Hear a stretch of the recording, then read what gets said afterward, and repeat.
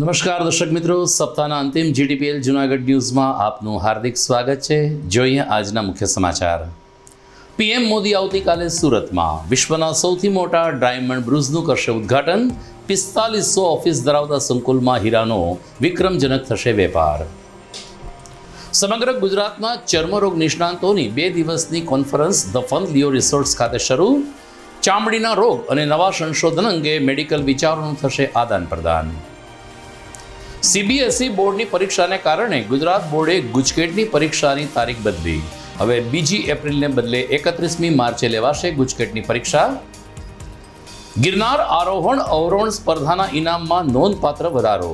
રાજ્ય કક્ષામાં પ્રથમ વિજેતાને 7,000 ને બદલે 50,000 અપાશે ઇનામ, તો રાષ્ટ્રીય કક્ષાએ પ્રથમ ઇનામ 1 લાખનો પુરસ્કાર. અને નકલી ડીવાયએસપીના ઘરમાંથી ₹20,98,000ની રોકડ મળી. ઉપરાંત પોલીસ યુનિફોર્મ અને આઈડી કાર્ડ પણ પોલીસે કર્યા જપ્ત. આ તમામ સમાચાર આપણે વિસ્તારથી જોઈએ તે પહેલાં લઈએ એક બ્રેક.